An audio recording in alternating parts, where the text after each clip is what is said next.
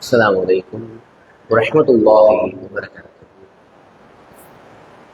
எல்லாம் உள்ள ஏக இறைவனின் நல்லடியார்களே, அதேக இறைவனினுடைய சாந்தியும் சமாதானமும் அன்பும் அருளும் நம் அனைவரின் மீதும் என்றென்றும் என்று நிலைவரட்டுமாக.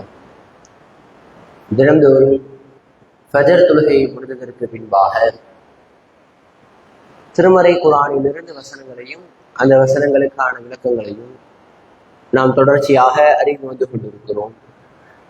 அந்த அடிப்படையில் தற்பொழுது திருமறை குர்ஆனினுடைய 3வது அத்தியாயமான ஆலு இம்ரான் என்கின்ற அத்தியாயத்தினுடைய 26வது வசனத்தை பற்றியும் அந்த வசனம் தொடர்பான சில விளக்கங்களையும் பார்க்க இருக்கிறோம்.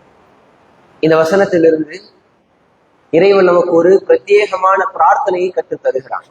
இந்த பிரார்த்தனையை நீங்க சொல்லுங்க என்று இறைவன் நமக்கு கற்றுத்தரக்கூடிய ஒரு பிரார்த்தனை. இறைவன் சொல்லுகிறான், அல்லாஹும்ம, நீங்கள் சொல்லுங்கள், அல்லாஹும்ம, இறைவா. இறைவனை பற்றி பேசக்கூடிய ஒரு பிரார்த்தனையாக இருக்கிறது. மாலிகல் முல்க், நீயே ஆட்சியினுடைய ஒரு அதிபதியாக இருக்கிறாய். துஅத்தில் முல்க மன் தஷா, நீ நாடியவர்களுக்கு நீ ஆட்சியை வழங்குகிறாய். தன்ஸிஉல் முல்க மிம்மன் தஷா, தன்ஸிஉல் முல்க மிம்மன் தஷா, நீ நாடியவர்களிடத்திலிருந்து இந்த ஆட்சியை நீ எடுத்தும் கொள்கிறாய். ஆட்சியை கொடுப்பதும் நீதான், ஒருவரிடத்திலிருந்து ஆட்சியை எடுப்பதும் நீதான். நீ நாடியவர்களை நீ கண்ணியப்படுத்துகிறாய். நீ நாடியவர்களை நீ இழிவடையவும் செய்கிறாய். உம்முடைய கரங்களிலேயே நன்மைகள் யாவும் இருக்கின்றது. நீ எல்லா பொருட்களின் மீதும் ஆற்றல் உடையவனாக இருக்கிறாய் என்கின்ற இந்த பிரார்த்தனையை நீங்கள் கேளுங்கள் என்று இறைவன் நமக்கு கற்றுத் தருகிறான். இந்த பிரார்த்தனையிலிருந்து நமக்கு தெரிய வர்றது என்ன? எல்லாம் இறைவனினுடைய செயல். எதுவெல்லாம் இந்த உலகத்துல நடக்குதோ, ஒரு இலை உதிர்ந்தாலும் கூட இறைவனினுடைய நாட்டம் இல்லாமல் அது உதிர்வது கிடையாது. இப்போ ஒரு ஆட்சி அதிகாரமே குறைகிறது, இறங்குகிறது என்றால், மாறுகிறது என்றால், இது முழுக்க முழுக்க இறைவனினுடைய கட்டளை, இறைவனினுடைய ஆணை. இறைவன் தான் நாடியவர்களுக்கு ஆட்சியை கொடுப்பான், தான் நாடியவர்களிடத்திலிருந்து ஆட்சியை எடுத்தும் கொள்வான். அதுவும் இல்லாமல் நேற்றைக்கு மகரிபிலேயே பார்த்திருந்தோம்.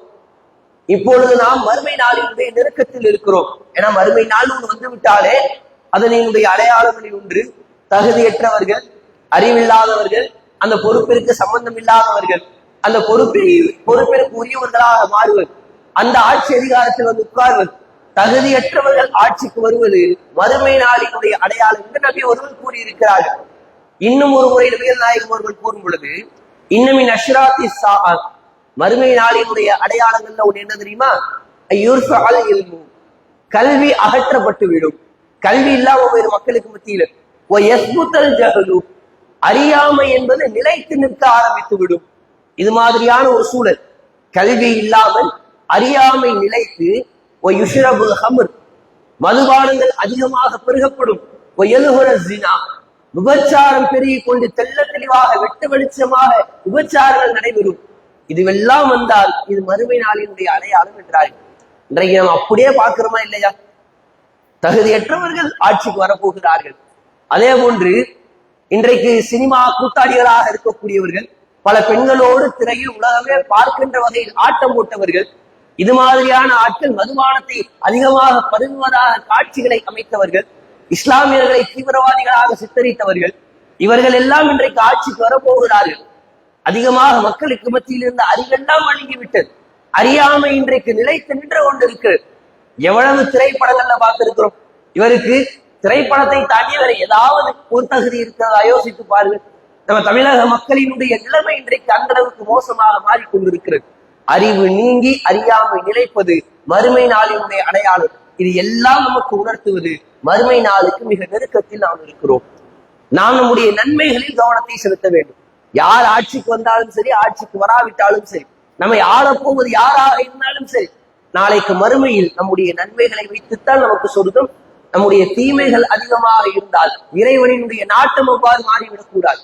நாம் யோசித்து பார்க்க வேண்டும் நம்முடைய நிலைமை எந்த அளவிற்கு இருக்கிறது என்று.